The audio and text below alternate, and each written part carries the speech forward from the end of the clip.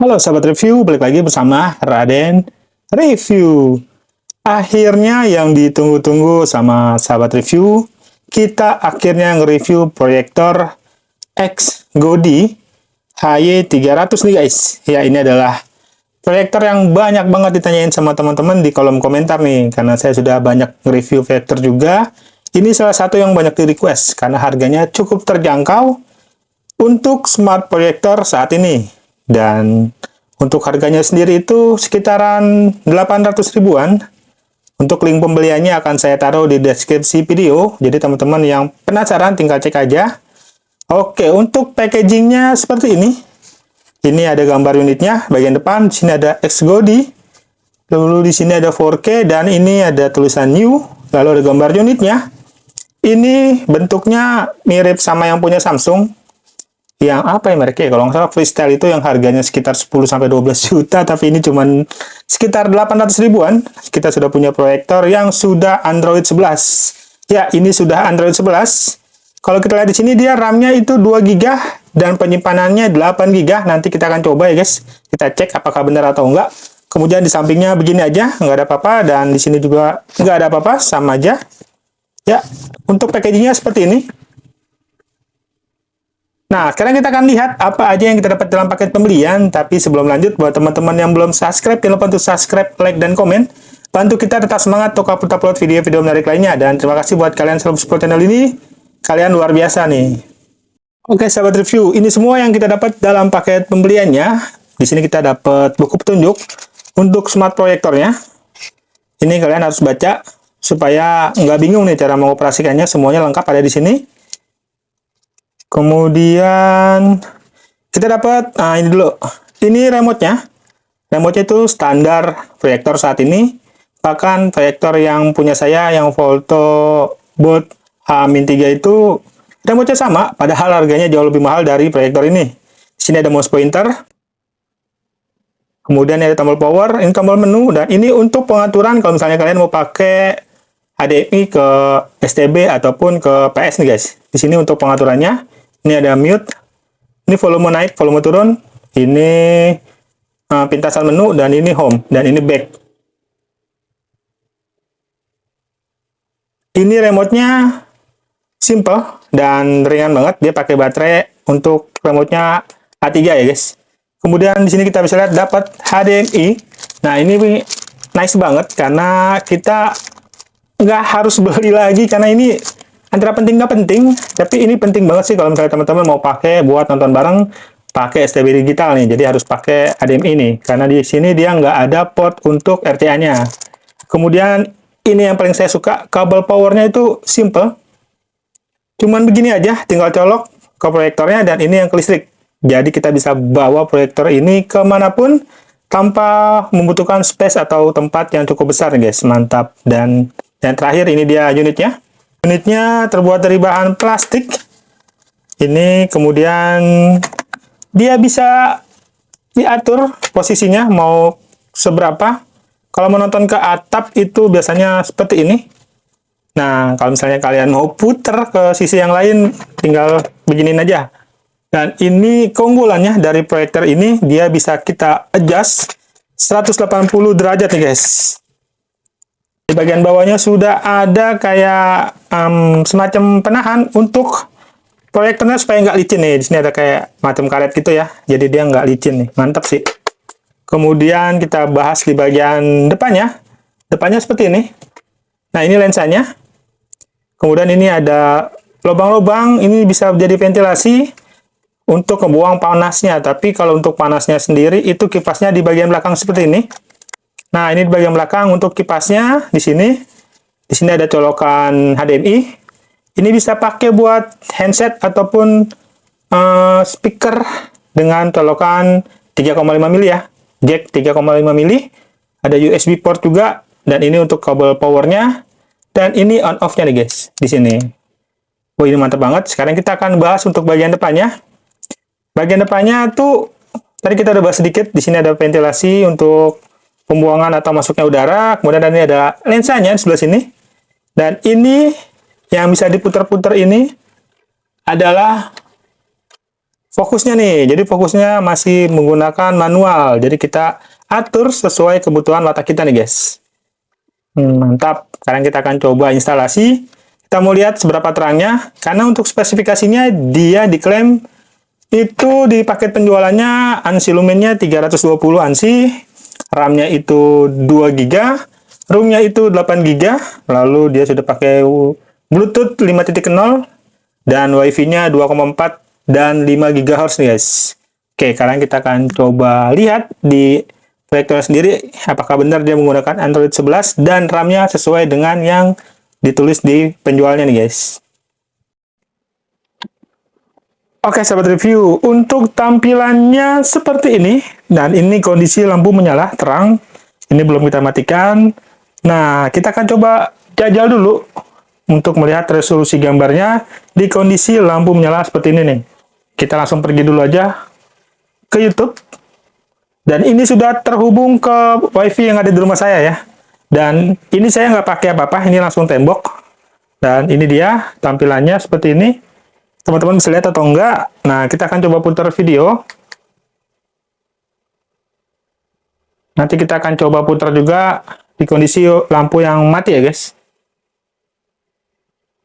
Oke, ini masih kelihatan. Masih oke buat nonton bareng di dalam kamar buat keluarga ya, guys. Apalagi buat teman-teman yang punya anak. Nah, ini bisa putar YouTube nih dengan menghubungkan ke internet ya. Oke, lihat seperti ini tampilan gambarnya. Untuk resolusinya ini sekitar berapa in ya?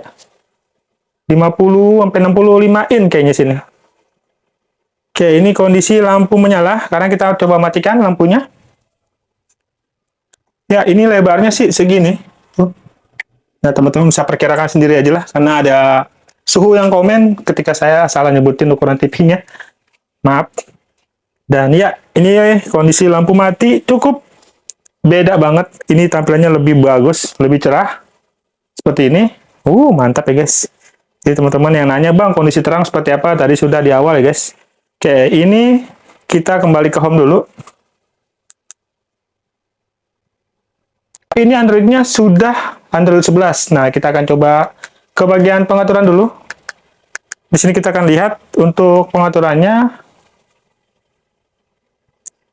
Ya, di sini untuk settingan Wi-Fi-nya, teman-teman bisa hubungkan Wi-Fi yang ada di tempat kalian ataupun tethering lewat handphone ya. Ini bisa ya, guys.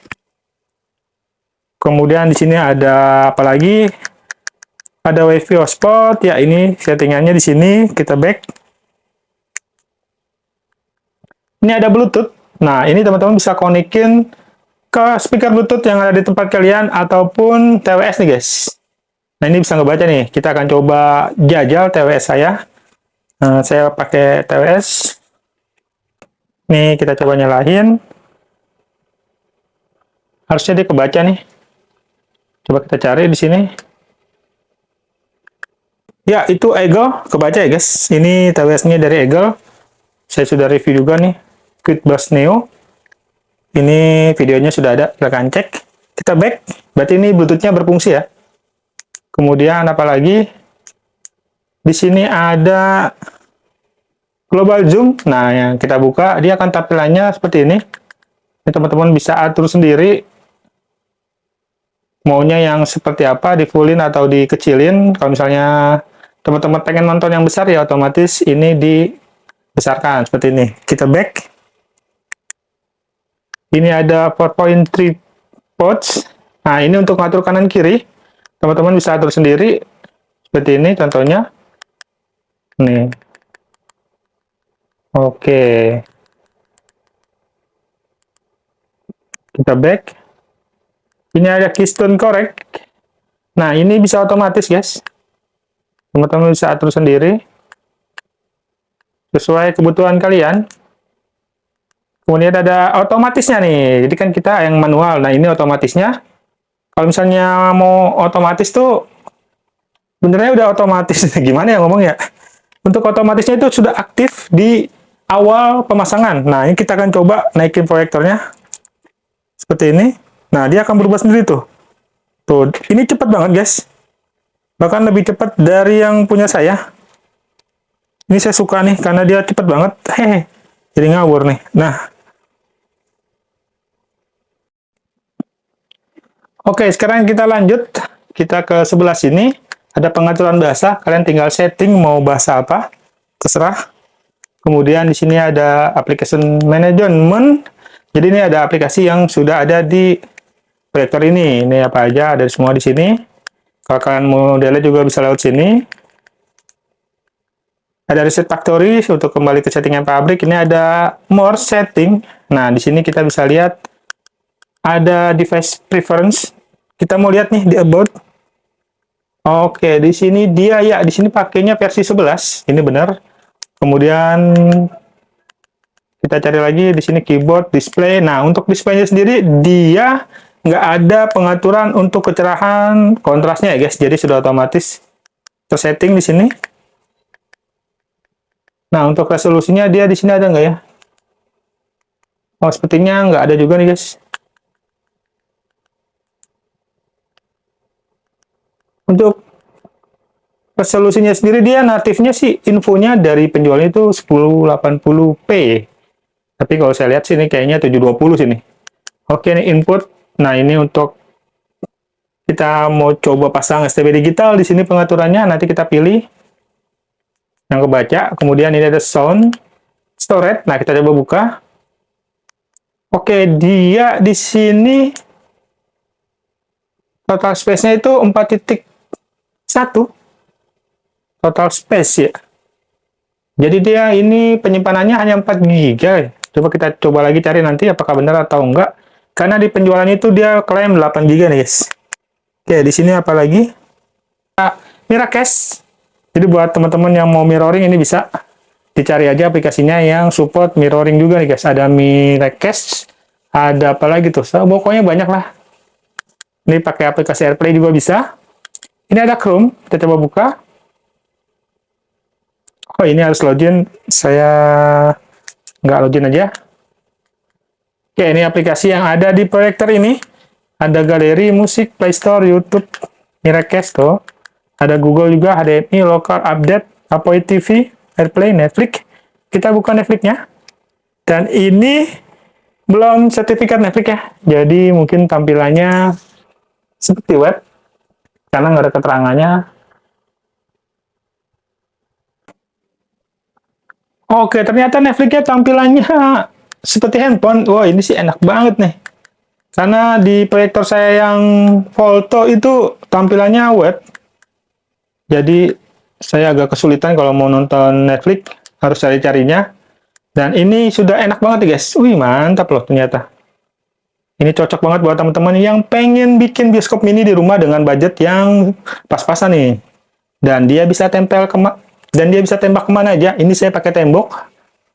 Teman-teman bisa tambahin layar dari bahan atau yang khusus untuk kayak proyektor tuh ada apa namanya itu cakep banget layarnya.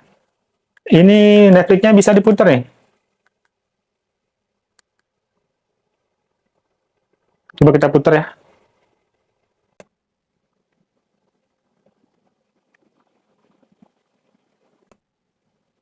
Nih, sekalian saya mau kasih tahu suaranya ke teman-teman.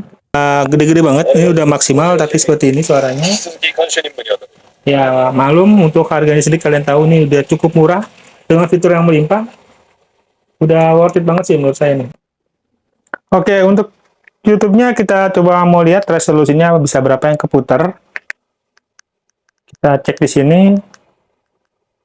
di settingan. Nah, ini dia di wow, lihat tuh guys, di 1440 nih, mantep banget nih.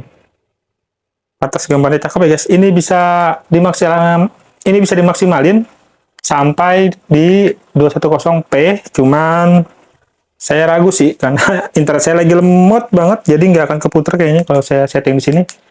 Oke, jadi buat teman-teman yang nyari proyektor murah dengan fitur yang melimpah, dengan harga terjangkau tapi fiturnya di atas 2 jutaan, ini cocok banget buat kalian beli. Dan linknya ada di deskripsi video. Jadi sampai jumpa di video saya berikutnya. Jangan lupa untuk subscribe, like, dan komen, dan bye-bye.